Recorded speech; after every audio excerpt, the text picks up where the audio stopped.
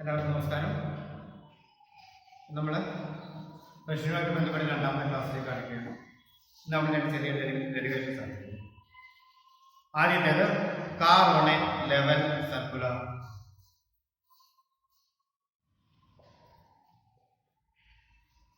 Car on A level circular.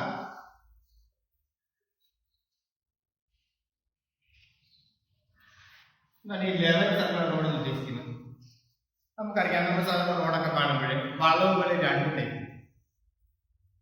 ചില വളവുകൾ നോക്കിക്കഴിഞ്ഞാൽ എങ്ങനെയായിരിക്കും? പ്ലെയിൻ ആയിട്ട് നേരെ വളവായിട്ട് വരും ചില സ്ഥലങ്ങളിലെ വളവ് നോക്കിക്കഴിഞ്ഞു കഴിഞ്ഞാൽ അതിൽ നിന്ന് വ്യത്യസ്തമായിരിക്കും. കാര്യം ഒരു വളവിന്റെ രണ്ട് സൈഡും റോഡിന്റെ രണ്ട് സൈഡും ഒരേ രീതിയിൽ കാണപ്പെടുന്ന വളവാണ്. അത്തരം വളവാണ് ലെവൽ സർക്കുലർ റോഡ് എന്ന് ഉദ്ദേശിക്കുന്നത്. വേറൊരു ടൈപ്പ് ബ്ലാക്ക് റോഡ് എന്ന് പറയും. ചില വലിയ വളവുകളൊക്കെ കണ്ടു കഴിഞ്ഞാൽ അറിയാം അതിന്റെ ഇന്നർ എഡ്ജ് താഴത്തെ ഭാഗം ഒഴിഞ്ഞു, മുകളിലേക്ക് വരുന്ന ഭാഗം ഉയർന്നു, പുറഭാഗം ഉയർന്നു നിൽക്കുന്ന റോഡുണ്ട്. ഇങ്ങനെ നിൽക്കുന്ന വളവുകളുണ്ട്. അത്തരം വളവുകളിൽ നിൽക്കുന്നവരാണ് ബ്ലാക്ക് റോഡ്. അത് നമ്മൾ രണ്ട് എന്ന് പഠിക്കുന്നത്. അപ്പൊ ആദ്യം ഒരു കാറിന് ലെവൽ സർക്കുലർ റോഡ് നേരെ, അതായത് ഔട്ടർ എഡ്ജ് ഇന്നർ എഡ്ജ് ഒരേ നിരപ്പിൽ കിടക്കുന്ന വളവ്, അങ്ങനെയുള്ള വളവുകളിൽ പോകുന്ന ഒരു കാറിന്റെ speed limit of a car on A level circular എങ്ങനെയാണ്? ഈ രീതിയിൽ രണ്ട് വശവും ഔട്ടർ എഡ്ജ് ആയാലും ഇന്നർ എഡ്ജ് ആയാലും ഒരേ രീതിയിലാണ്, ഒരേ ഉയരത്തിലാണ്. ഒരു വശവും താഴോട്ട് വലിയ കടന്നിട്ടില്ല, ഒരേ ഇങ്ങനെയുള്ള വളവുകളാണ് ലെവൽ സർക്കുലർ.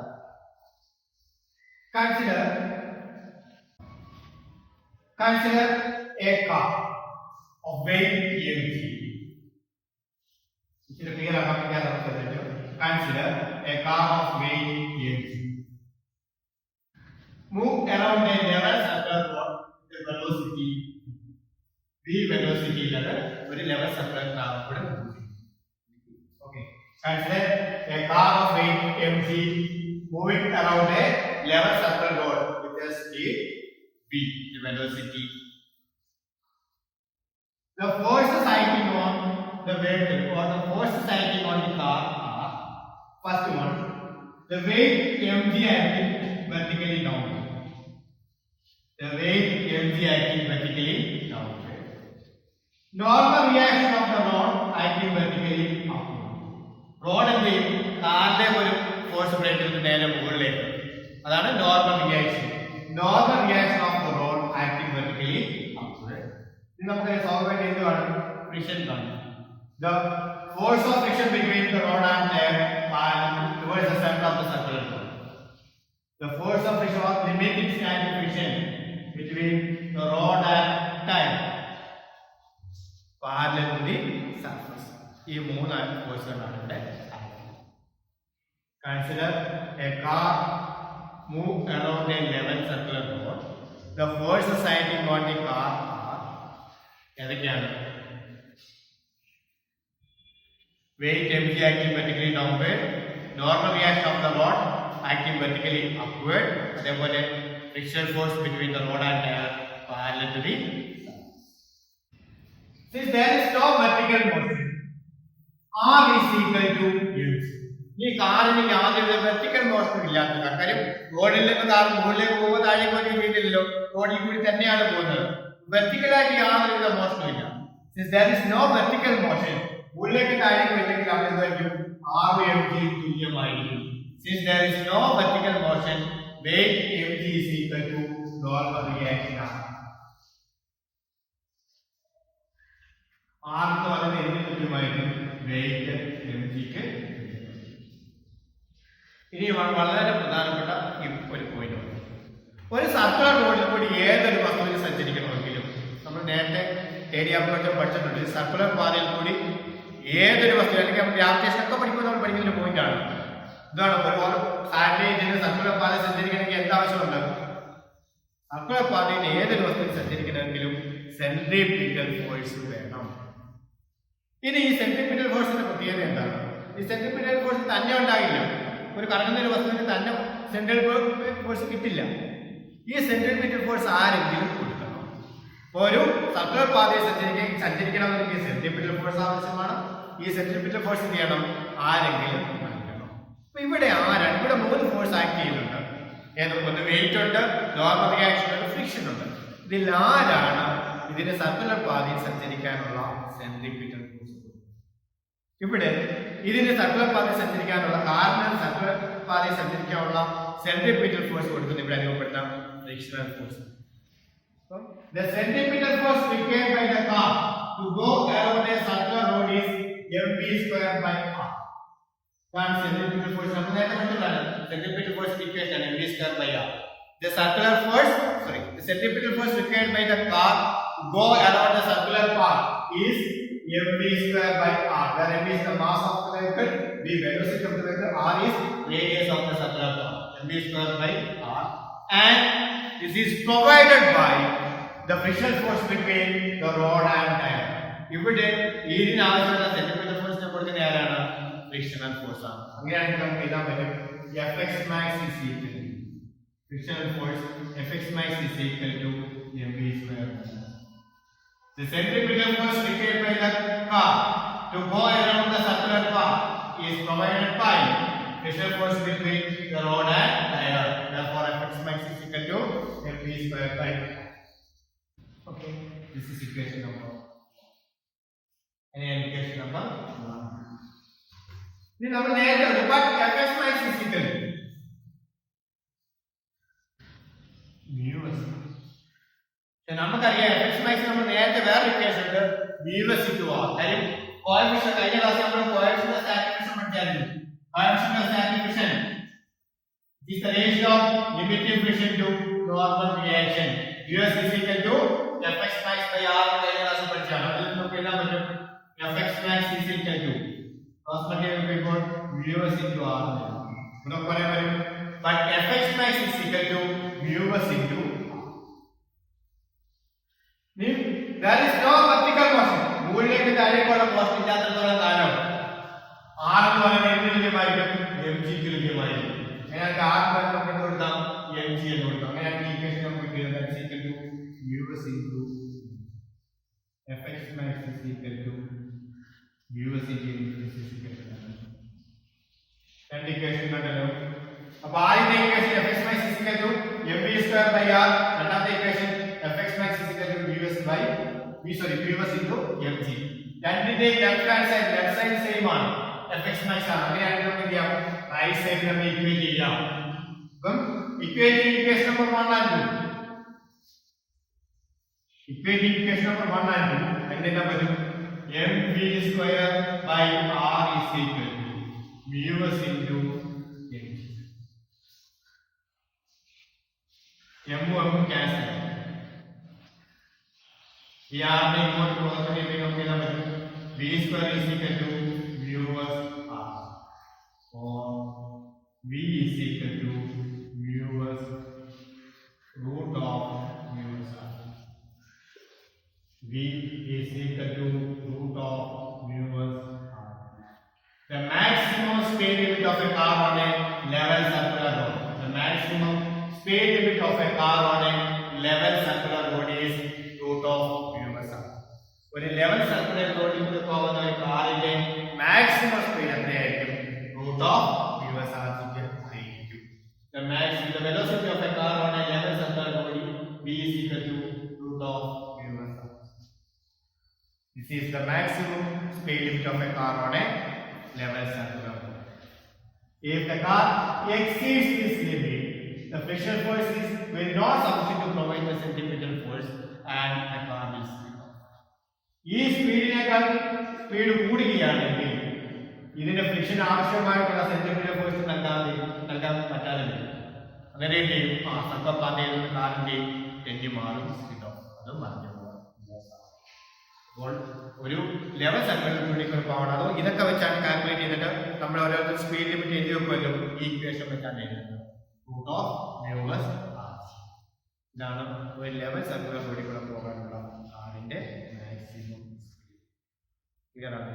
ഇതിനേക്കാൾ സ്പീഡ് കൂടിയാണ് അവിടുത്തെ ഫ്രിക്ഷൻ ആവശ്യമായിട്ടുള്ള സെന്റിമീറ്റർ ഫോഴ്സ് കൊടുക്കാൻ പറ്റാതെ വരികയും അത് മതി. അപ്പം velocity of a car on A level circle പറഞ്ഞ കാര്യം പെട്ടെന്ന് നോക്കാം. Consider a car go around a circular path of radius r with a velocity v. The forces acting on the car are the weight energy acting vertically downward, normal reaction of the rod acting vertically upward, friction force between the rod and tire parallel to the surface. Here's the point. The centripetal force created by the car to go around the circular path is mv square by r, and this is provided by the friction force between the rod and tire. The friction force Fx max is equal to centripetal force mv square by r. This is equation number 1. But Fx max square equation of the coefficient of the Fx max is equal to mu s into r. Since there is no vertical motion, മുകളിലേക്ക് താഴേക്ക് ചലനമില്ലാത്ത കാരണം r is equal to mg ആണ്. Therefore Fx max is equal to mu s mg. Equation number 2. Equation number 1 and 2 and indicate about mv square by r is equal to mu s mg. m को क्या है v square by r is equal to mu s g और v square is equal to mu s r. V is equal to root of mu s r. The velocity of a car on a level circular road, v is equal to root of mu s r. This is the maximum speed limit of a car on a level circular road. The speed of the car exceeds this limit. The friction force will not sufficient to provide the centripetal force and the car will. This banking of force. Then the speed limit of a vehicle on a circular road v is equal to root of mu s r. Then the speed limit of a car on a level circular road depends on mu s coefficient of friction. The speed limit of a car on a level circular road depends on the frictional force between the road and tire. അപ്പം ഒരു car circular റോഡിൽ കൂടി സഞ്ചരിക്കുമ്പോൾ അതിന്റെ speed എന്തിനെ ആശ്രയിക്കുന്നു? Frictional ഫോഴ്സിനെ ആശ്രയിക്കുന്നു. Friction causes tyre and wear. അപ്പൊ നമുക്ക് സ്പീഡ് കൂട്ടണമെന്നുണ്ടെങ്കിൽ എന്ത് ചെയ്യണം? ആ റോഡിന്റെ ഫ്രിക്ഷൻ കൂട്ടണം. ഫ്രിക്ഷൻ കൂട്ടുക എന്ന് വെച്ചാൽ അതിന്റെ സർഫസ് എന്ത് ചെയ്യണം? റഫ് ആക്കണം. റഫ് ആക്കി കഴിഞ്ഞാൽ ഫ്രിക്ഷൻ കൂട്ടിയാലുള്ള പ്രശ്നം കാണാം. Friction causes tyre and wear. തേയ്മാനം വരുന്നത് നമുക്കറിയാം. 2 ദിവസം കൊണ്ട് ഒരു കാർ പോകുമ്പോഴത്തേനായിട്ട് ആ ടയറെല്ലാം പഞ്ചറായി. അപ്പൊ നമുക്ക് ഫ്രിക്ഷൻ ഇത് വലിയ കൂടുതൽ കൂട്ടാൻ പറ്റില്ല. സ്പീഡ് കൂട്ടണമെങ്കിൽ എന്ത് കൂട്ടണം? ഫ്രിക്ഷൻ കൂട്ടണം. ഫ്രിക്ഷൻ കൂട്ടണമെങ്കിൽ നമുക്ക് എന്ത് ചെയ്യണം? ഫ്രിക്ഷൻ കൂടിയാൽ എന്ത് ചെയ്യും? ടയർ ആൻഡ് വെയർ വീലിന്റെ ടയറെല്ലാം പെട്ടെന്ന് നശിച്ചു പോകും. അപ്പോൾ നമുക്ക് എന്ത് ചെയ്യാൻ പറ്റും? അതിനുള്ളൊരു മാർഗമാണ് banking of. The speed limit of a car on a circular road depends on the friction force between the road and tire. Friction causes tear and wear. To avoid tear and wear and accident by speeding. അപ്പോൾ friction എന്ത് ചെയ്യണം? Friction കൂട്ടിക്കഴിഞ്ഞാൽ tyre and wear വലിഞ്ഞു കയറും. പെട്ടെന്ന് tyre നഷ്ടപ്പെടും. ഇനി friction കൂട്ടാതെ speed കൂട്ടിയാൽ എന്ത് ചെയ്യും? ആക്സിഡന്റ് ബൈ സ്പീഡിങ് പെട്ടെന്ന് വണ്ടി മറിഞ്ഞു വീഴും. അപ്പൊ ഇത് അവോയ്ഡ് ചെയ്യാൻ വേണ്ടി road curves are. To avoid tear and wear and accident by skidding, the road curves are banned. അതിനുവേണ്ടി ചെയ്യുന്ന മാർഗമാണ് road curves are banned. Okay, അപ്പൊ നമ്മൾ എന്ത് ചെയ്യണം? അപ്പം ഫ്രിക്ഷന്റെ tear and wear ആക്സിഡന്റ് നമ്മൾ എന്ത് ചെയ്യുന്നു? Backing. The process of raising the outer edge of a road above the level of the inner edge is called banking of road. എന്തോ റോഡിന്റെ ഇന്നർ എഡ്ജിനെ അപേക്ഷിച്ച് ഔട്ടർ എഡ്ജിന്റെ അല്പം ഉയർത്തി കൊടുക്കും. ഇന്നർ എഡ്ജിനേക്കാൾ ഔട്ടർ എഡ്ജ് സാധാരണ ഔട്ടർ എഡ്ജിന് നേരെയാണ്.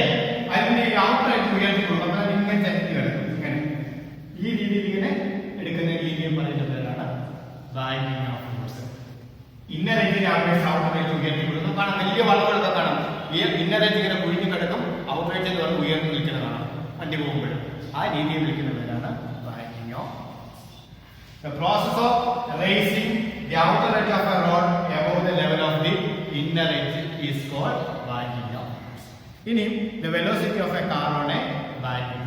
ഒരു ബാങ്ക് റോഡിൽ കൂടി പോകുമ്പോൾ അതിന്റെ വെലോസിറ്റി എങ്ങനെയാണ്? Okay, banking of. Consider a car of mass m. A car of weight mg. Go around a banked road with a velocity v. The angle which the surface of the road makes with the horizontal surface is called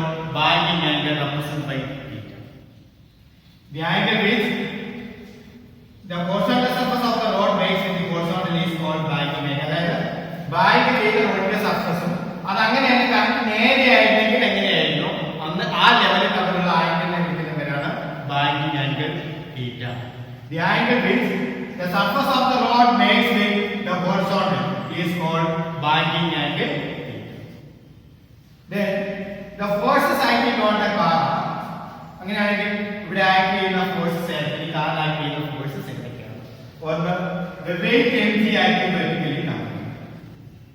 Weight mg acting vertically down. Second, normal reaction of the rod acting vertically upward perpendicular to the surface. Normal reaction of the rod acting on the car vertically upward perpendicular to the surface. അപ്പോൾ ഇവിടുത്തെ സാധനം അറിയണം, wait എന്ന് പറയുന്നത് ബോഡിക്ക് correct perpendicular ആയിട്ട് downward direction ആയിരിക്കും. എന്നാൽ നോർമൽ റിയാക്ഷൻ എന്ന് പറയുന്നത് സർഫസിനായിരിക്കും പെർപെൻഡിക്കുലർ.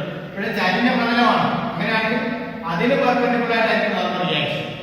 അപ്പോൾ നോർമൽ റിയാക്ഷൻ ആയിരിക്കും vertically upward perpendicular to the surface. അപ്പോൾ consider a car of weight mg go around a band rod of radius r with a velocity v. The forces acting on the car are the weight mg acting vertically downward, normal reaction of the rod acting vertically upward perpendicular to the surface. The angle which the surface of the rod makes with the horizontal is called binding angle theta. In this case, the normal reaction is resolved into its components. Normal reaction നമ്മൾ split ചെയ്യുന്നു, resolve ചെയ്യുന്നു. Normal reaction R is resolved into two components, two rectangular components. R cos theta vertically upward and R sin theta towards the center of the circular. അപ്പോൾ ഈ റോഡിന്റെ സെന്ററിലേക്ക് ആ sin theta എന്ന component ആയിരിക്കും, നേരെ മുകളിലേക്ക് R cos theta. Okay, the normal reaction R is resolved into two rectangular components, R cos theta vertically upward, R sin theta towards the center of the circular. Okay, since there is no vertical motion, the weight balances R cos theta. യാതൊരുവിധ vertical motion ഇല്ലാത്തതുകൊണ്ട് തന്നെ ഈ നേരെയുള്ളത് മീറ്ററിന്റെ opposite ആയിരിക്കുമല്ലോ. അതുകൊണ്ടല്ലേ ഈ സർഫസിൽ തന്നെ കാണിക്കാൻ കാരണം, കാർ ഈ സർഫസിൽ ഇരിക്കുന്നിടത്തോളം കാലം താഴേക്ക് പ്രയോഗിക്കുന്ന ബലത്തിന്റെ അതേ സെയിമിന്റെ നേരത്തെ നേരെ മുകളിൽ പ്രയോഗിക്കുന്ന ബലം. അങ്ങനെയാണെങ്കിൽ നമുക്ക് പറയാം, there is no vertical motion, R cos theta is equal to mg, or the component R cos theta balances mg. Okay, so R cos theta is equal to mg. നമുക്കറിയാം, ഒരു ബാക്ക് റോഡ് സർക്കുലർ റോഡിൽ കൂടെ travel ചെയ്യാൻ എന്ത് വേണം? Centimetre force വേണം. Centimetre force എന്ത് ചെയ്യണം? ആരെങ്കിലും കൊടുക്കണം. ഇവിടെ ഇനി ആരായിരിക്കും സെന്റിമീറ്റർ ഫോഴ്സ് കൊടുക്കുന്നത്? ഇവിടെ സെന്ററിലേക്ക് പോയി ഇങ്ങനെ ആരാണ്? ആ sine theta. The component, the force of the component R sin theta provide the necessary centripetal force. ആവശ്യമായിട്ടുള്ള സെന്റിമീറ്റർ ഫോഴ്സിനെ കൊടുക്കുന്നത് ഇവിടെ ഫോഴ്സ് ഓഫ് ദ കമ്പോണന്റ് ആയ R sin theta ആണ്. ഇങ്ങനെ പറയാം, therefore R sin theta is equal to mv square by R. Equation number 2 by equation number 1. Equation number 2 divided by equation number 1. ഇതിൽ R sin theta divided by R cos theta. R കണിക്കൊന്ന് എഴുതിയേക്കാം. R sin theta divided by R cos theta is equal to mv square divided by R1 cancel ആയി, sin theta by cos theta എത്ര കിട്ടും? sin theta by cos theta is equal to tan theta. Tan theta is equal to m cancel ആയി പോയി, കിട്ടും v square divided by R. ഇതിൽ നിന്നും v square is equal to rg tan theta, or v is equal to root of rg tan theta. The velocity of a car on a binding rod v is equal to rg tan. അത് simple ആയിട്ടുള്ള derivation ആണ്. പെട്ടെന്ന് നമുക്ക് എന്തൊക്കെയാ പറയുന്നത്? എന്താണ് binding of force? കാര്യം friction കൂട്ടി കഴിഞ്ഞാൽ പെട്ടെന്ന് കാര്യം ഒരു സർക്കുലർ റോഡിലേക്കുള്ള ഒരു വെഹിക്കിളിന്റെ സ്പീഡ് എന്തിനെ ആശ്രയിക്കുന്നു? ഫ്രിക്ഷനെ ആശ്രയിക്കുന്നു. അപ്പോൾ ഫ്രിക്ഷൻ കൂടിക്കഴിഞ്ഞാൽ ഫ്രിക്ഷൻ കൂട്ടണമെന്നുണ്ടെങ്കിൽ എന്ത് ചെയ്യണം? ഫ്രിക്ഷൻ കൂട്ടണം, സ്പീഡ് കൂട്ടണമെന്നുണ്ടെങ്കിൽ. അപ്പോൾ നമ്മൾ ഫ്രിക്ഷൻ കൂട്ടിക്കഴിഞ്ഞാൽ എന്ത് ചെയ്യും? പെട്ടെന്ന് ടയറാക്കാർ പോലെ എന്ത് ചെയ്യും? വീലുകൾ പെട്ടെന്ന് നമുക്ക് ടയറുകൾ തേഞ്ഞ് കയറി പോകും. അങ്ങനെയാണെങ്കിൽ ഫ്രിക്ഷൻ കൂട്ടാതെ നമുക്ക് സ്പീഡ് കൂട്ടിയാൽ എന്ത് ചെയ്യും? ആക്സിഡന്റ് സംഭവിക്കും. അപ്പോൾ നമുക്ക് സ്പീഡ് കൂട്ടാൻ പറ്റത്തില്ല. അപ്പോൾ ഇതിനൊരു പരിഹാരമാണ്. ഇത് അവോയ്ഡ് ചെയ്യാൻ വേണ്ടി നമ്മൾ എടുക്കുന്ന ഒരു മാർഗമാണിത് ബാങ്കിങ് ഓഫ്. എന്താണ് ബാങ്കിങ് ഓഫ്? അതായത് ഇന്നർ എഡ്ജിനെ അപേക്ഷിച്ച് ഔട്ടർ എഡ്ജ് അല്പം കിടത്തി കൊടുക്കുക. ഈ രീതിക്ക് പറയുന്ന പേരാണ് banking of. The process of raising the outer edge of the rod above the level of the inner edge is called banking off. The angle which the surface of the rod makes in the horizontal is called banking angle, represented by അങ്ങനെ അടുത്ത സ്റ്റെപ്പാണ് velocity of a car on a banking road. ഒരു bank റോഡിലൂടെ പോകുന്ന കാറിന്റെ velocity എങ്ങനെ കണക്കാക്കാം? Velocity of a car on a bank. Consider a car of weight mg moving around a bank road of radius r with a velocity v. The force is acting on the car and the force are acting the weight mg acting vertically downward. അതുപോലെ തന്നെ normal reaction of the rod acting vertically upward perpendicular to the surface. ആ വരയ്ക്കുന്ന ഓർത്താണോ? ഒരിക്കലും സർഫസിന് perpendicular ആയിട്ട് മുകളിലേക്ക് ആയിരിക്കും normal reaction. Normal reaction r is resolved into two rectangular components. r cos theta along vertical direction and r sin theta along horizontal direction. In this case, the horizontal vertical component r cos theta balances mg. രണ്ടും തുല്യമായിരിക്കും. അപ്പോൾ നമുക്ക് r cos theta is equal to mg. And the horizontal component r sin theta provide necessary centrifugal force. Therefore, the horizontal component r sin theta is equal to centrifugal force mv square by r. Equation number 2. ബാക്കിയുള്ള mathematical സ്റ്റെപ്പാണ്. Equation 2 by equation number 1 ചെയ്യുമ്പോൾ കിട്ടും tan theta is equal to v square by r theta കിട്ടും. അതിൽ നിന്ന് v square is equal to r g tan theta over v is equal to root of r. Then the maximum speed or the velocity of a car on a bank road v is equal to r theta. ഇവിടെ നിങ്ങൾ ശ്രദ്ധിക്കേണ്ട ഒരു കാര്യം അടുത്ത class നമ്മൾ പറയുന്നില്ല. അപ്പോൾ next class ഉണ്ടായിട്ട് അത് പറയാറുണ്ട്. നമ്മൾ എപ്പോഴും അറിയാം ഒരു വെഹിക്കിൾ ഒരു സർഫസിൽ ട്രാവൽ ചെയ്യുകയാണെങ്കിൽ അവിടെ എന്തുണ്ട്? ഫ്രിക്ഷൻ ഉണ്ട്. പക്ഷേ ഈ ക്ലാസ് വെച്ചപ്പോൾ ഞാൻ ഫ്രിക്ഷണൽ ഫോഴ്സ് ഒന്നും പറഞ്ഞിട്ടില്ല. ഞാൻ പറഞ്ഞ നോർമൽ റിയാക്ഷൻ വെയിറ്റ് മാത്രമേ പറഞ്ഞൊരു ഫ്രിക്ഷൻ പറഞ്ഞില്ല. അതായത് ഈ ഡെറിവേഷൻ എന്ന് പറയുന്നത് the velocity of a car on a bank road, velocity of a car on a bank road excluding friction. Friction ഇല്ലാതെ കണ്ടുപിടിക്കുന്ന ഡെറിവേഷൻ.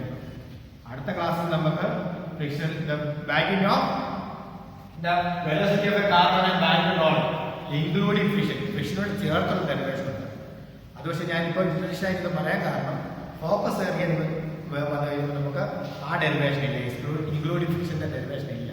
അതുകൊണ്ടാണ് നമ്മൾ ഫ്രിക്ഷൻ ഉപയോഗിക്കാത്ത. ഫ്രിക്ഷനുള്ള ഡെറിവേഷൻ ഉണ്ട്, പക്ഷെ നമുക്ക് ഫോക്കസ് ഏറിയ ഇല്ലാത്തതുകൊണ്ട് മാത്രം നമ്മൾ കാണില്ല എന്നേ ഉള്ളൂ. അപ്പോൾ ഈ ഒരു ക്ലാസ്സോട് കൂടി നമ്മൾ ഈ ചാപ്റ്റർ 4ാമത്തെ ചാപ്റ്റർ കഴിഞ്ഞിരിക്കണം. മാത്രമല്ല നമുക്കറിയാം ബാക്കിയെല്ലാം നമ്മൾ ചെയ്തു. ഈ ഒരു ചാപ്റ്റർ മാത്രം മാറിക്കിടന്നതാണ്, കൺഫ്യൂഷൻ്റെ പുറത്ത് കിടന്നതാണ്. അപ്പോൾ നമ്മുടെ എല്ലാ പോർഷൻസും കഴിഞ്ഞിരിക്കുകയാണ്.